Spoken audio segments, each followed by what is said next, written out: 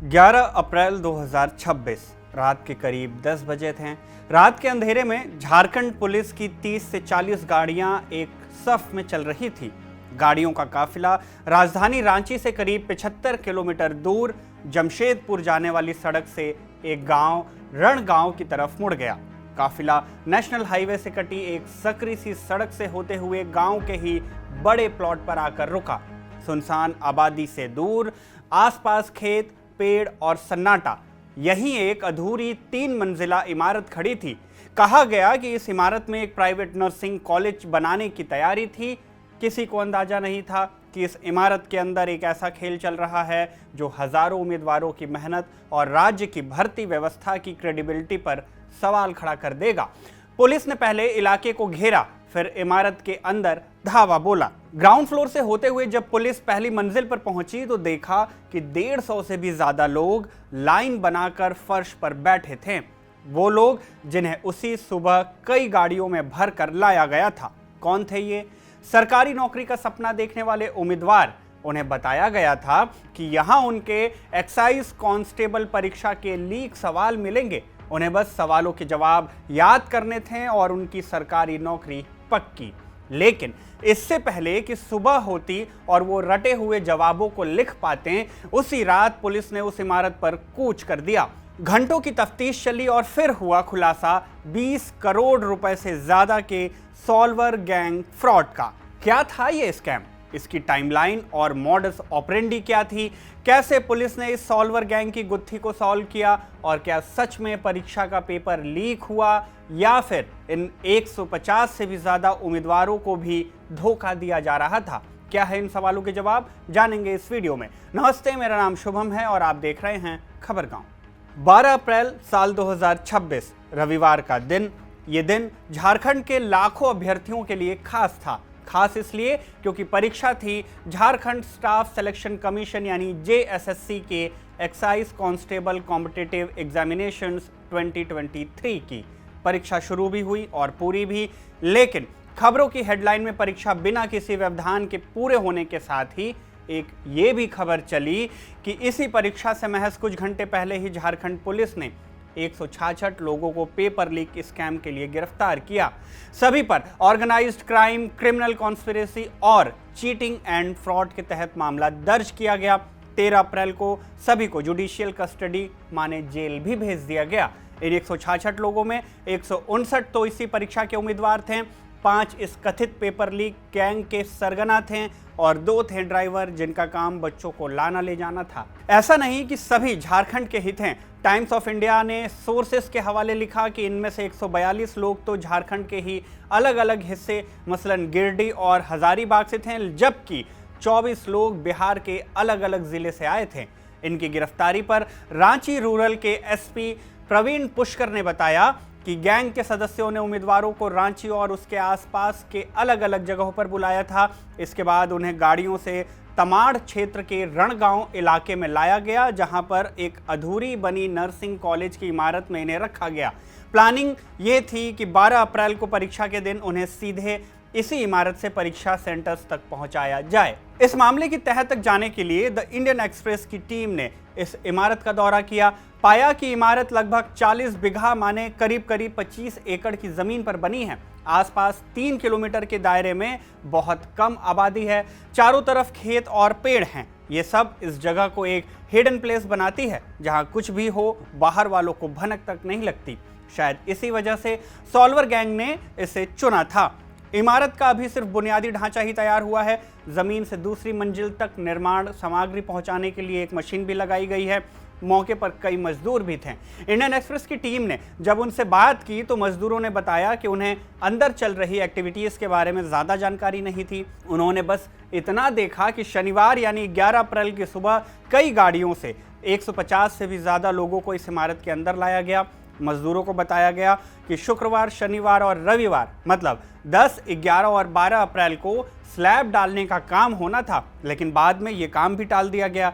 सुनसान इमारत में इतने लोगों का आना मजदूरों को अजीब तो लगा, लेकिन उन्होंने इस मामले में दखल नहीं दिया। उन्होंने देखा कि अंदर बड़ी मात्रा में केले लेकर जा रहे थे लोग, जबकि सॉल्वर गैंग के मुखिया मजदूरों के साथ बैठकर चिकन खाते थे।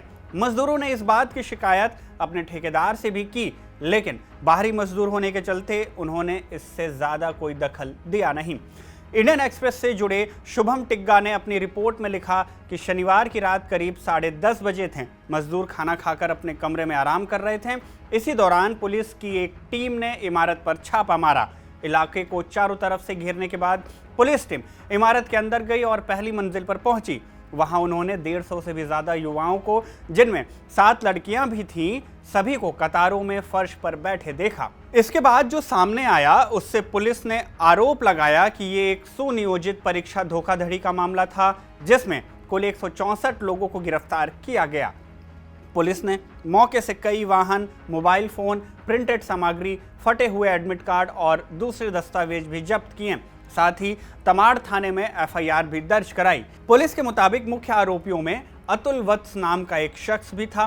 पुलिस के मुताबिक अतुल बिहार के जहानाबाद जिले का रहने वाला है और एक अंतरराज्यीय गिरोह का सरगना है। एक दूसरे पुलिस अधिकारी के मुताबिक ये नाम यानी वत्स का नाम पहले भी कई परीक्षाओं में सामने आ चुका है, जिनमें 2024 का नीट पेपर लीक मामला, उसी साल बिहार का कम्युनिटी हेल्थ ऑफिसर भर्ती परीक्षा मामला, 2024 की उत्तर प्रदेश पुलिस भर्ती परीक्षा और 2017 की राजस्थान क्लर्क भर्ती परीक्षा शामिल हैं।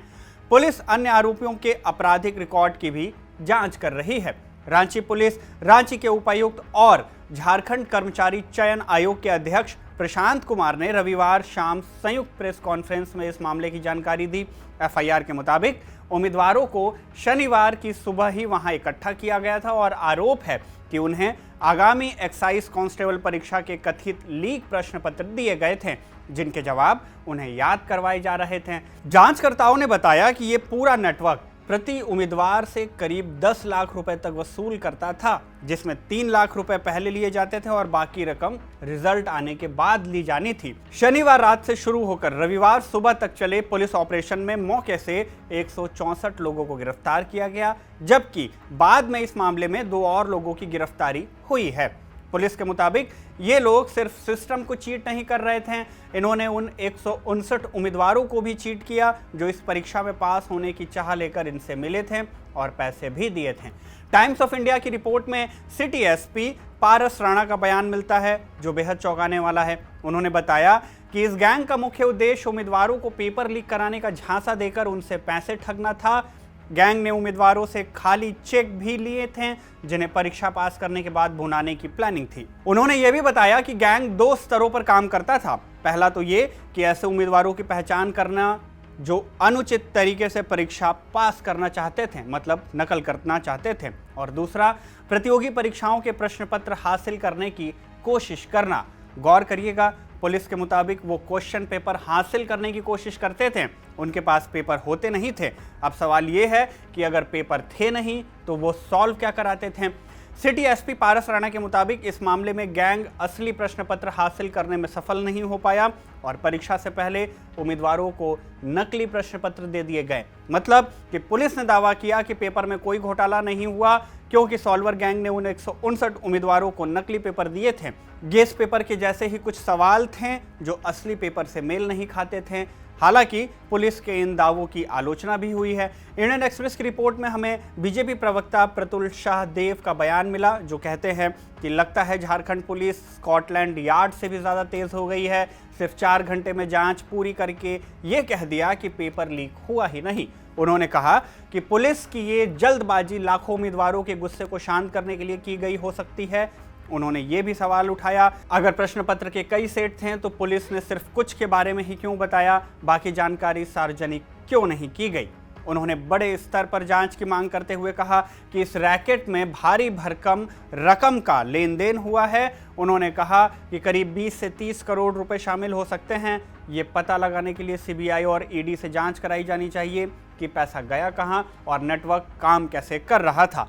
पुलिस के जैसे ही जिला प्रशासन और झारखंड कर्मचारी चयन आयोग ने भी कहा कि ये पेपर लीक का मामला नहीं बल्कि एक धोखाधड़ी का मामला है। अधिकारियों ने बताया कि 12 अप्रैल को हुई परीक्षा का प्रश्न पत्र आरोपियों द्वारा इस्तेमाल किए जा रहे प्रश्न पत्र से मेल नहीं खाता था। उन्होंने इस पूरे मामले को सॉल्वर गैंग स्कैम बताया और अनुमान लगाया कि इसमें 20 करोड़ रुपए से ज्यादा की ठगी हुई है। बहरहाल गिरफ्तार किए गए सभी उम्मीदवारों को जेएसएससी ने एग्जाम से बैन कर दिया। पुलिस ने सभी आरोपियों को रांची की अदालत में पेश कर दिया। कोर्ट में उम्मीदवारों के वकील अमलान पालित ने अपने मुवक्किलों को पीड़ित बताते हुए कहा कि पुलिस ने पैसे के लेन देन का कोई सबूत नहीं दिखाया। उन्होंने सवाल उठाया कि सभी छात्रों पर वही आरोप क्यों लगाए जा रहे हैं जो मुख्य आरोपियों पर लगाए गए हैं। सवाल अभ्यर्थियों के वकील की भी है और हमारी भी। हमारी ये कि क्या सच में पेपर लीक नहीं हुआ? क्या इस मामले में गिरफ्तार हुए 5 लोग ही पूरे राज्य में परीक्षाओं में हेराफेरी करते थे? और क्या इन गिरफ्तारियों से राज्य के लाखों अभ्यर्थियों को ये आश्वासन मिल जाएगा कि सालों तैयारी कर एक परीक्षा पास करने की चाह रखने वाले अभ्यर्थियों को एक फेयर कंपटीशन मिल पाएगा? खैर, इन तमाम सवालों की जवाब तलाश रही है पुलिस। आप इस मामले में क्या राय रखते हैं? कमेंट करके हमें ज़रूर बताइएगा। इस वीडियो को शूट किया हमारे साथी सर्वेश ने। मेरा नाम शुभम है। आप देखते रहिए खबरगाम।